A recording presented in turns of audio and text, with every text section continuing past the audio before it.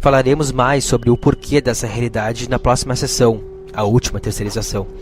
Mas, por enquanto, vamos apenas usar essa informação para compreendermos que a infusão de dinheiro no suprimento monetário não está surtindo efeito na atual crise financeira. Como dito anteriormente, o dinheiro não pode ser adicionado à economia indefinidamente, porque a dívida e a inflação causadas pela expansão irão eventualmente superar os benefícios do crescimento. É isso que está acontecendo agora e nenhuma intervenção, operação de emergência, no sentido de amenizar essa crise, parece funcionar. Por quê?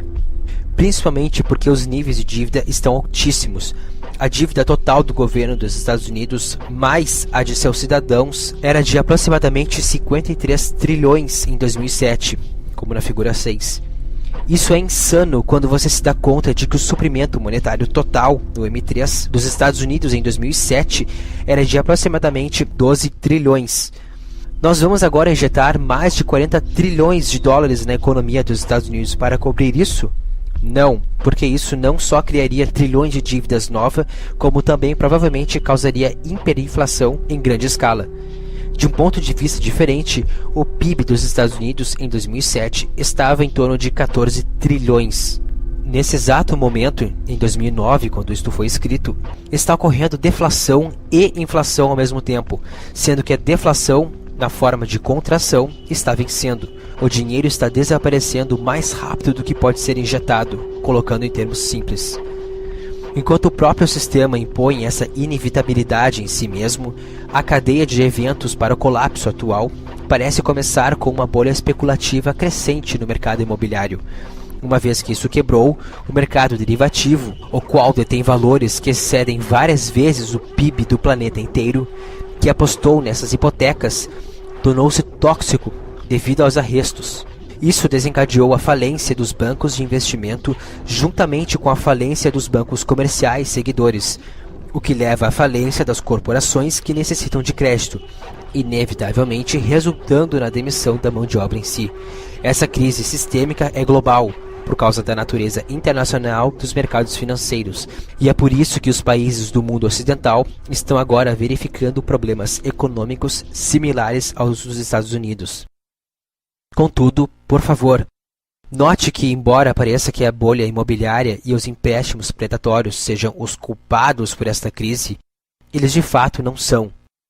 Esta falência aconteceria de um jeito ou de outro, justamente por causa da natureza do sistema econômico. Mas a incrível irresponsabilidade envolvida em gerir esse sistema, já prejudicial, agravou e acelerou ainda mais a seriedade do colapso iminente, fazendo com que o futuro pareça horrível se essa falsa estrutura, conhecida como sistema monetário, for mantida. A última terceirização. Tudo que foi descrito na sessão anterior é de grande importância em termos de compreender onde estamos e aonde vamos dentro dessa estrutura econômica. Por favor, perceba que essas informações são tão relevantes para não-americanos quanto são para americanos, pois o mundo compartilha do mesmo sistema básico e estão estritamente interligados. Então, em resposta a esses problemas, as pessoas muitas vezes sugerem uma reforma monetária como solução.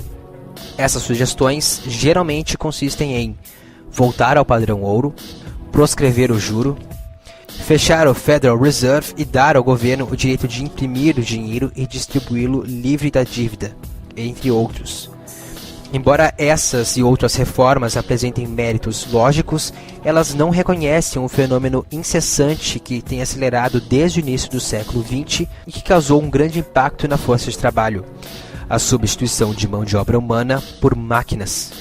No cerne do sistema econômico está o mecanismo de trabalho por rendimento. Todo o nosso sistema econômico é baseado em seres humanos vendendo seu trabalho como uma mercadoria no mercado livre. Se os humanos não tivessem a opção de trabalhar para o seu sustento, o sistema monetário, como conhecemos, acabaria. Ninguém pode comprar mercadorias se não ganha dinheiro. As companhias não podem produzir se o consumidor não tem poder de compra algum. Essa afirmação anula tudo o que foi anteriormente discutido neste capítulo. Como John Maynard Keynes, em The General Theory of Employment, Interest and Money, aponta com desdém. Estamos sendo afetados por uma nova doença, sobre a qual alguns leitores podem ainda não ter ouvido falar, mas que certamente irão nos anos que estão por vir, a saber, o desemprego tecnológico. Isto é, o desemprego causado por nossas descobertas de meios de economizar trabalho, ultrapassando o ritmo no qual conseguimos descobrir novos usos para ele.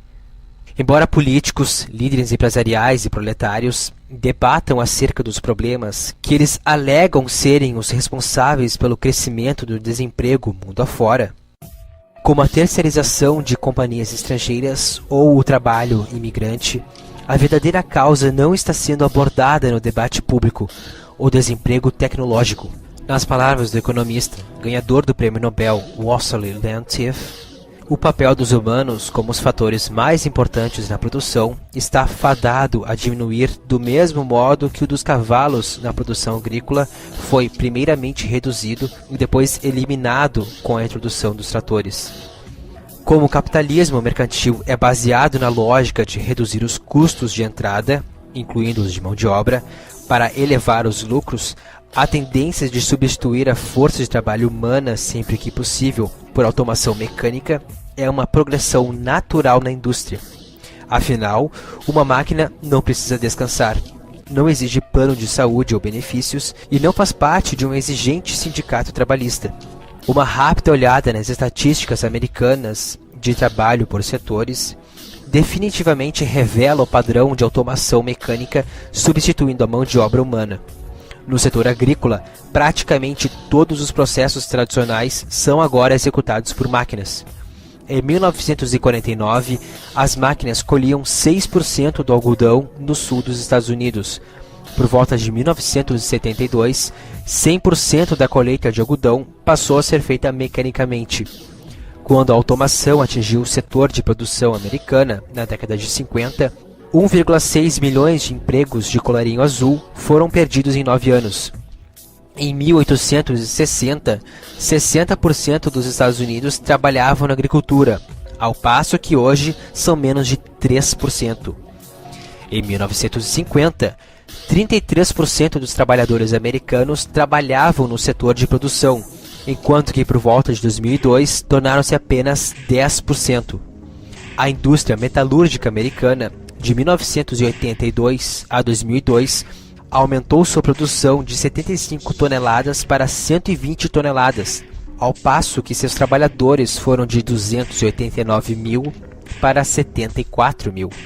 Em 2003, a Allianz Capital realizou um estudo das 20 maiores economias do globo, abrangendo o período de 1995 a 2002, que descobriu que 31 milhões de empregos no setor de produção foram perdidos, enquanto a produção teve um aumento de 30%.